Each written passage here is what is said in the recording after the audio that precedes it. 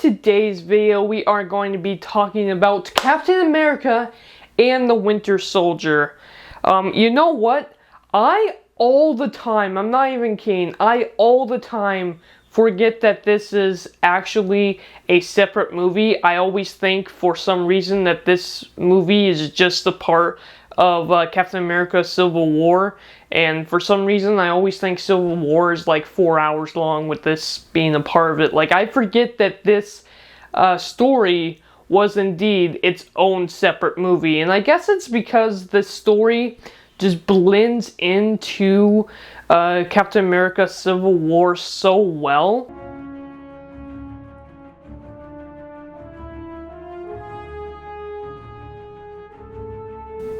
Hello guys, and welcome back to Dylan's Little Hobbies.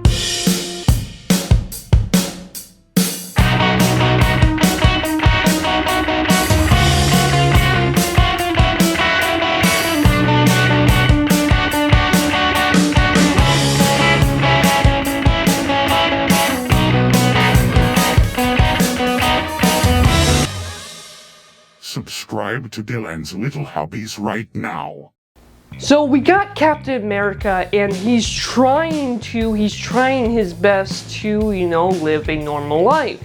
And he doesn't know if he really can. I mean, after all, he's from the past. His days of being a soldier are over, and, you know, he's coming to a brand new world. And it's very interesting because, of course, the whole thing about soldiers, the whole thing about veterans, it's all in this movie, you know. When you're a veteran, I'm not a veteran, but shout outs to all of the American veterans out there. I can't imagine going to war and then coming back to an entirely different world, and that's basically what we have for Captain America. Literally an entirely different world, because of course he thawed out of the ice, and now he has to learn all about the future. You know, he's got the internet he even says is so super helpful. While on the jog, he meets this other character that we all know as Falcon. Falcon has never been one of my favorite characters, and it's funny because I was really hoping that Falcon and the Winter Soldier was gonna change that for me. It didn't. I'm really not a fan of Falcon. He is really cool in this movie, but I'm just not that big of a fan of Falcon. But let me know in the comments below if you absolutely love Falcon, if you love Falcon the Winter Soldier. I did not. But we, of course, meet Falcon. And Falcon, you know, he's a veteran too. From I can't remember where he was at. I love that line that he gives to Steve Rogers, all about, you know, your bed, you know, you're laying on the ground out there in the war, and when you come back, your bed's like a marshmallow. You think you're gonna sink to the floor. It's too soft. You don't know what to do. It's a different type of world. And I wonder, is that really how veterans feel? Because I'm not a veteran, but, you know, I have family members who are veterans. I have family members in the military right now. And again, shoutouts to all the veterans. But this movie, I wonder how many people actually relate to Captain America in this movie, as well as our boy Falcon. We have one of the best characters of the MCU. My God, we have Natasha Romanoff, Black Widow, showing up in a fancy car with that super funny joke about the fossil. I don't know, I found that funny. And so, yeah, it turns out that's what Captain America has been doing since he got out of the iceberg, is he's been working for S.H.I.E.L.D., always working for America, part of the military, you know. The S.H.I.E.L.D. is literally America's basically secret agent force. So here we got Captain America and we got Black Widow going on a mission. Only here's the problem: Captain America doesn't know everything that is going on. Captain America goes in, he does his job, but wait a minute, Natasha Romanoff is sitting over here playing with the computer. What is going on? She has a totally different mission. Her mission was to indeed gather back intel that they had on S.H.I.E.L.D. At the same time, it was only Captain's job to hopefully save some of the people on the ship. That was it. He was not there to, of course, try to get intel back from the bad guys. That was Natasha's job, but he didn't even know that was going on, so it made him think, okay, what is seriously going on? And then I liked it because you know that's what kind of happens in the real world, right?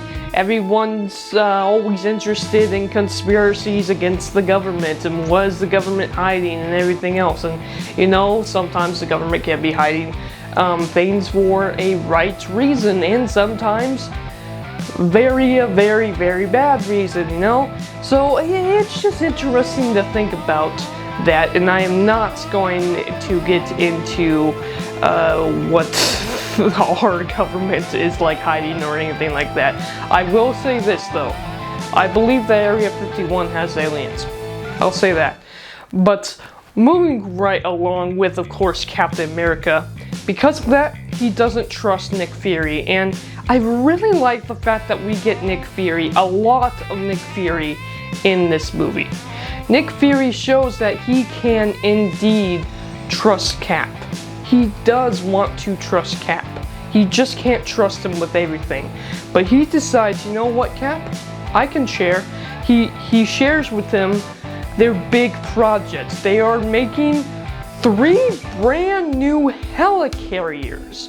And I really enjoy the helicarriers. They're like super teched out helicarriers, thanks to, of course, Tony Stark helping them out. But here's the thing.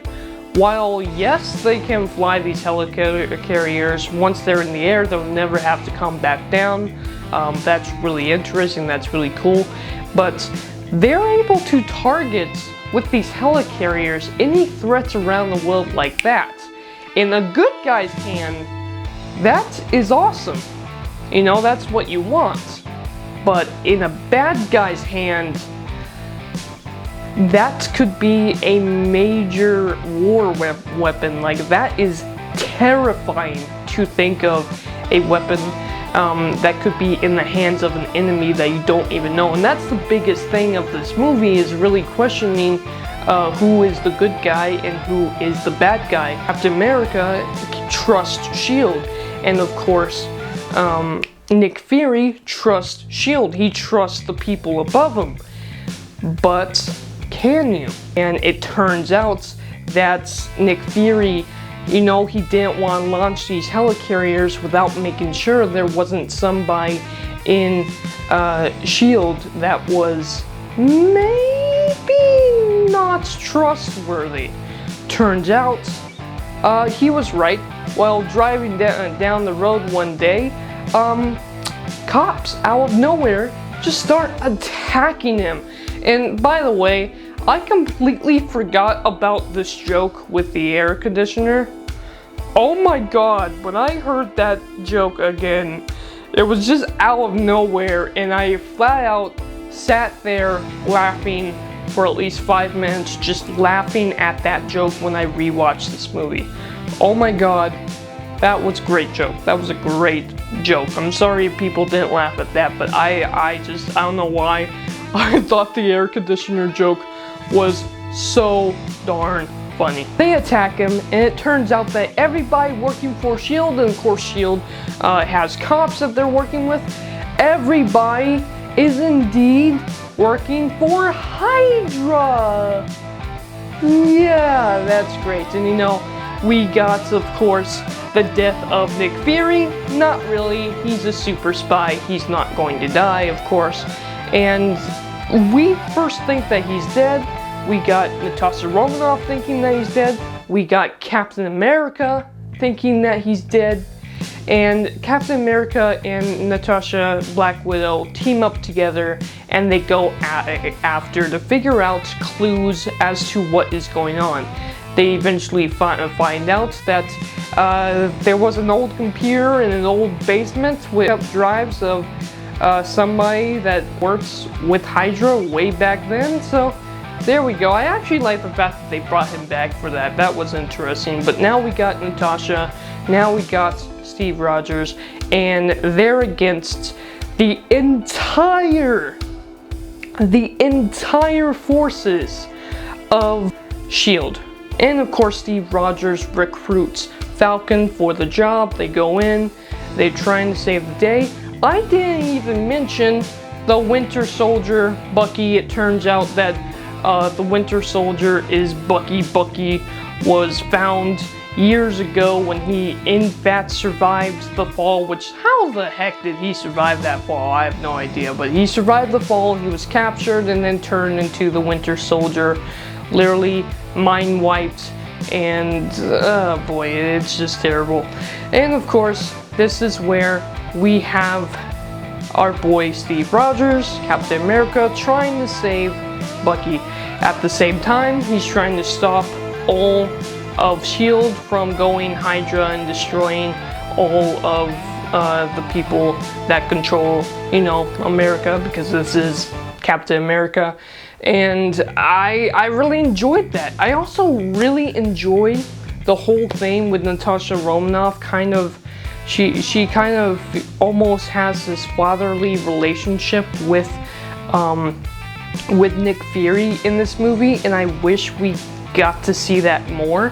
We saw that quite a bit. I wish that we got another movie for Black Widow. I wish that in that movie we get to see her relationship build with Nick Fury. I think that would be really cool. Another Black Widow movie. Please make it happen. But I really enjoyed almost the fatherly relationship that she has with Nick Fury. I meant father and daughter relationship. I really like the father and daughter-like relationship that she has with Nick Fury. Nick Fury being like a father figure to her. Why I only say father relationship? I don't know, but it's funny, I'm keeping it in. In this movie, I really did enjoy that.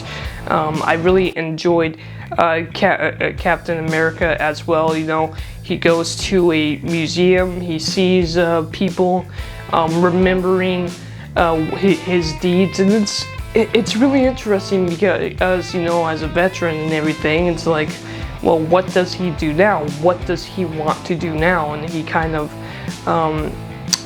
argues with that a lot. At the same time, in this movie, he finds out that the people he's working for aren't exactly the good guys either. So he has to stand against them. He has to stand for what's right, and that's what I really like about Captain America. It's not just, you know, Captain America, America's always right, blah blah blah. It's all about standing up for good. That's what Captain America really does, and I really do enjoy that with his character in this movie.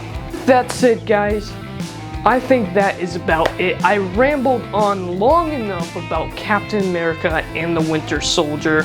Let me know down in the comments below your thoughts about this movie and anything that I had to say in this video. With that said, I'm out. Bye.